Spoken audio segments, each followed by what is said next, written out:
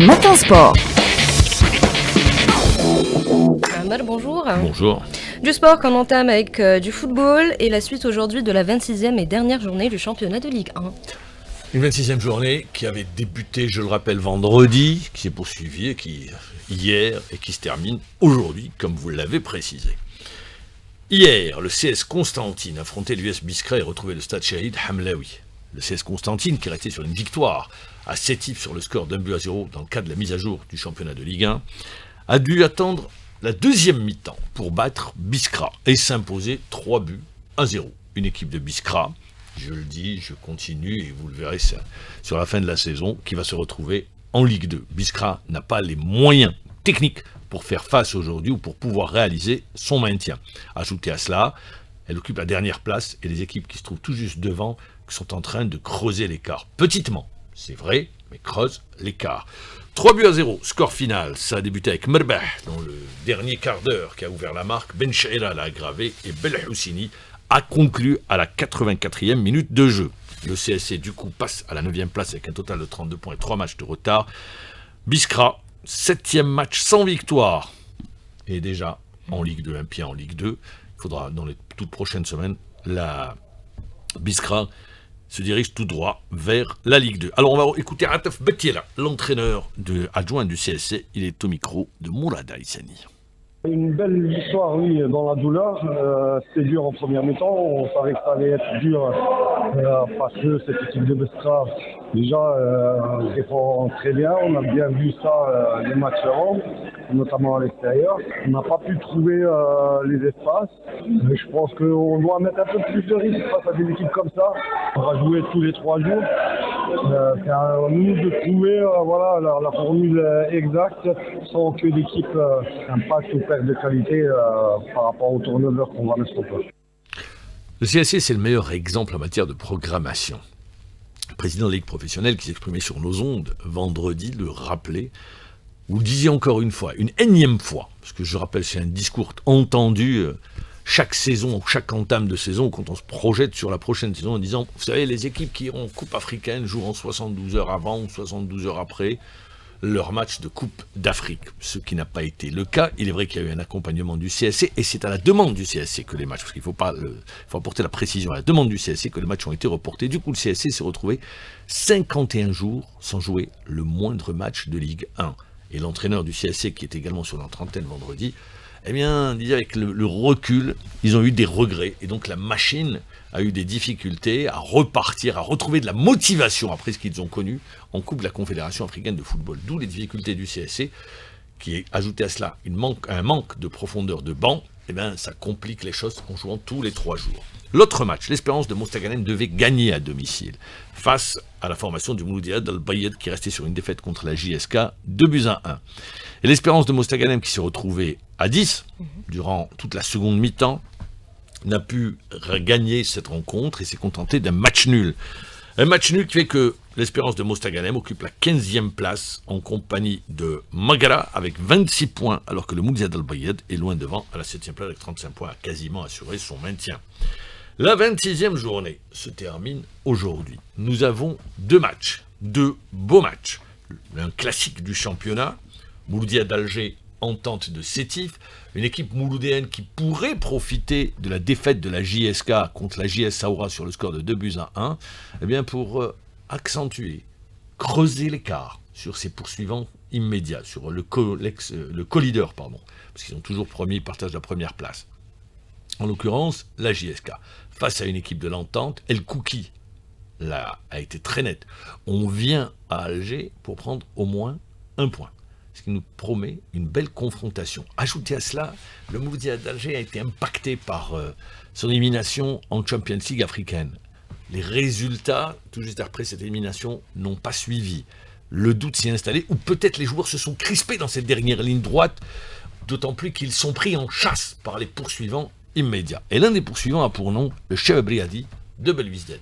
Le CRB qui se déplace à Chlef, qui reste sur un nul contre le Mouloudia d'Alger, alors que le CRB était amoindri de son attaquant Mahious, de Benri, de Kedded blessé.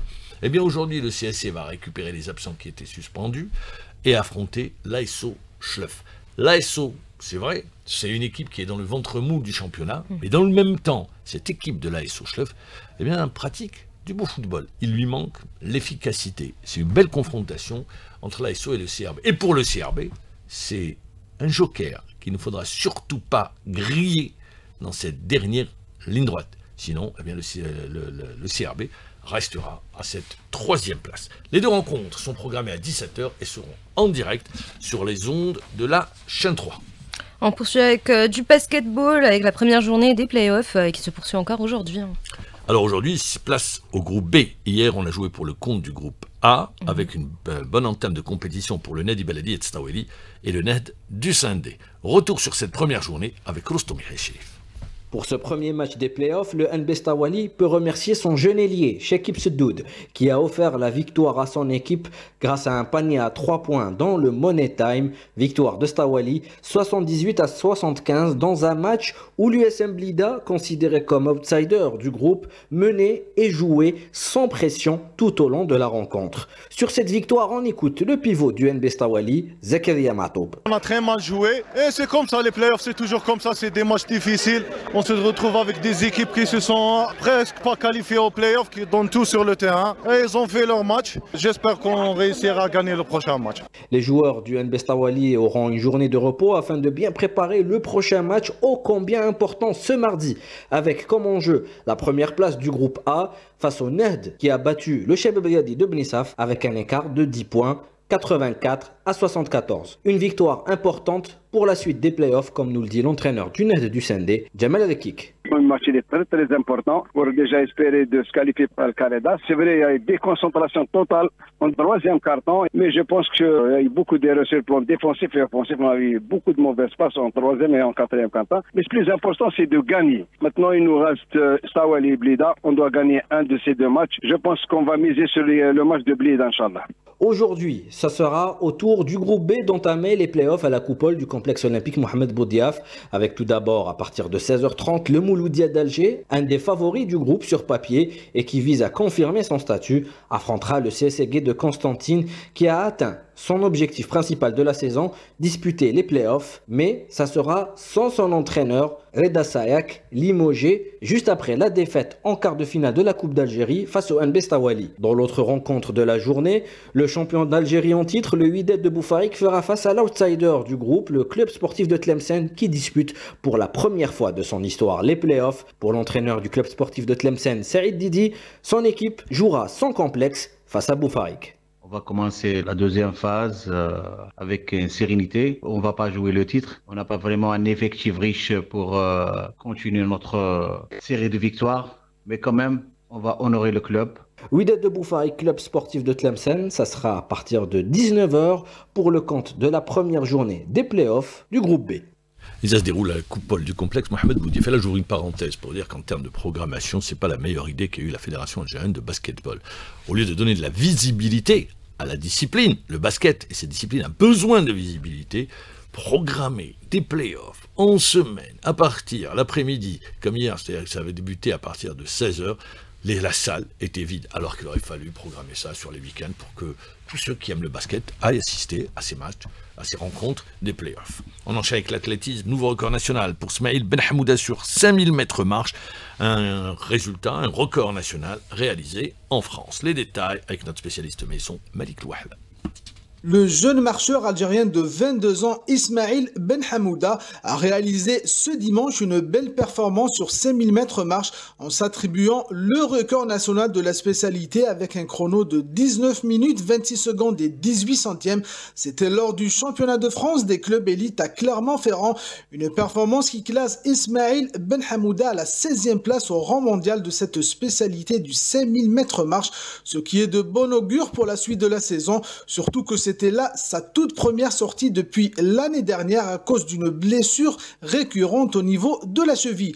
Pour rappel, Ismaïl Ben Hamouda a déjà été vice-champion du monde chez les U20, c'était en 2022, et que le désormais ex-record national était détenu par l'athlète Hicham Mojbar avec 19 minutes 27 secondes et 30 centièmes.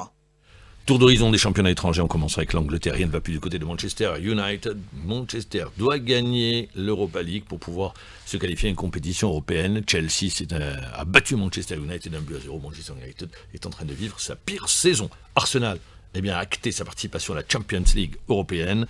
Arsenal a battu Newcastle 1-0. À retenir que Leicester, c'était le dernier match de Vardy. 200 buts, 500 matchs. Il quitte Leicester qui rétrograde en division inférieure, battant Ipswich Town également, qui a accédé cette saison mais qui va rétrograder 2-0. Everton, c'était leur dernier match dans leur stade mythique. Ils seront battus Southampton qui est relégué 2-0. On enchaîne avec la Juve. L'Inter a raté l'occasion de prendre la première place, tenu en échec par la Lazio. 2 buts partout. D'autant plus que l'équipe de Napoli avait fait match nul contre Parme 0-0. Voilà pour l'essentiel. La Juventus, qui est en train de vouloir se qualifier pour une compétition européenne, la Champions League notamment, s'est imposée devant Udinese sur le score de 2-0. Prochain rendez-vous avec le sport. N'oubliez pas, ce soir, 17h, Sport sur la 3. Merci à vous, Mohamed Djibour. Il est 7h29 sur les ondes d'LG Chaîne 3. Prochain rendez-vous, les titres de la matinale, ce sera avec Brahim Mazouz.